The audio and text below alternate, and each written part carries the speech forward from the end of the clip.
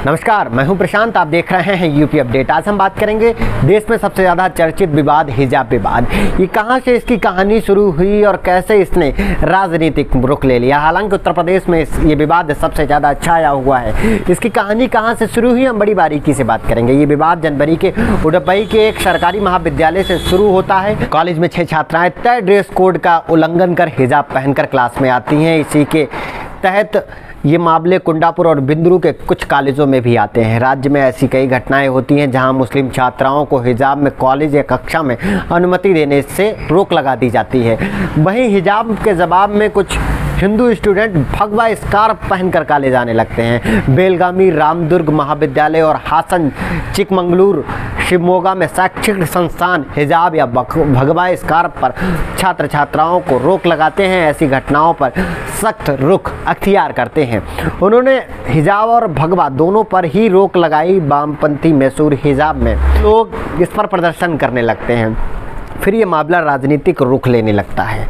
राजनीतिक दल इसमें हिंदू और मुस्लिम का एंगल निकालते हैं। यही कारण था ये विवाद राजनीति की तौर पर उभर कर सामने आने लगा है।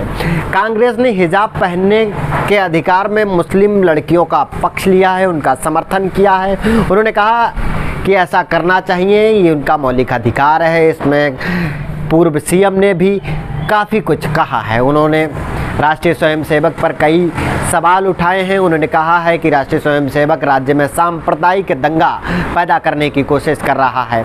शनिवार को राहुल गांधी ने ट्वीट कर कहा, स्टूडेंट के हिजाब को उनकी शिक्षा के बीच में नहीं आने देना चाहिए। भारत में बेटियों के भविष्य को भाजपा लूटने का काम कर रही है। मां सरस्वती सभी को ज्ञान देती हैं, वो किसी में भेद नहीं करती हैं। साथ ही कांग्रेस के कुछ नेताओं ने संघ परिवार पर भी आरोप लगाया। कहा कि संघ परिवार का एजेंडा है मुस्लिम लड़कियों को शिक्षा से वंचित करना। उन्होंने पीएम मोदी पर भी कई अटैक किए।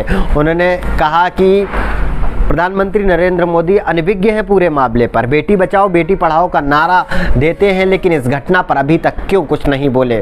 तमाम राजनीतिक लोग इस पर अपने अपने निर्णय दे रहे हैं। हालांकि जब ये मुद्दा उठता है तब राज्य सरकार इस पर एक्शन लेती है और तत्काल प्रभाव से एक कमेटी का गठन करती है। वो कमेटी ये होती है, उसमें ये कहा जाता है कि इस पर पूरी जांच होगी, क्या पूरा मामला है। तब तक स्कूल के द्वारा तय किए गए ड्रेस कोड को ही पहनकर छात्र छात्राएं विद्यालय परिसर में आएंगी, लेकिन ये नहीं माना जाता है और छात्राओं के द्वारा हिजाब में प्रदर्शन शुरू किए जाते हैं। इन्हीं को देखते हुए हिंदू छात्र भगवा पहनकर विरोध प्रदर्शन शुरू कर देते हैं। कल एक ऐसी तस्वीर आई जिसमें एक मुस्लिम छात्रा बुर्का पहनकर विद्यालय परिसर में आ रही थी। इसी को देखते हुए हिंदू समुदाय के कुछ छात्रों ने जय श्री राम के नारे लगाए और उनके सामने वो छात्रा अल्लाहू अकबर के नारे लगाते हुए विद्यालय में चली गई। कई विद्यालय प्रशासन के लोग खड़े हुए थे, उन्होंने बीच बचाव करने की कोशिश की, लेकिन ये बीच बचाव नहीं हो पाया। वहीं इस पूरे मामले पर भाजपा का कहना है कि अगर ड्रेस कोड विद्यालय ने तय कर रखा है तो उसको पहनकर विद्यालय में आना चाहिए। हिजाब से न शिक्षा रुक सकती है और न रुकेगी। हिजाब का कोई काम नहीं है। विद्यार्थियों को पढ़ना लिखना चाहिए, स्कूल के नियम कानून कायदों का पालन करना चाहिए। अब ये नौबत कोर्ट कचहरी तक पहुंच चुकी है। कर्नाटक हाई कोर्ट ने इस मामले पर 8 फरवरी को सुनवाई भी की है।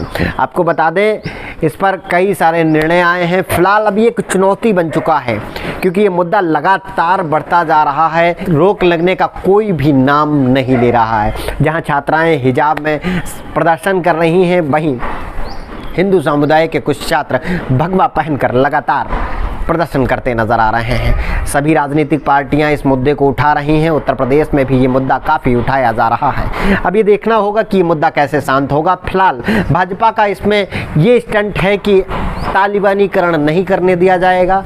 तय ड्रेस कोड पर आपको विद्यालय आना पड़ेगा, ये भाजपाइयों का कहना है। और वहाँ की राज्य सरकार का ये कहना है कि हमने इस पर कमेटी बनाई हुई है।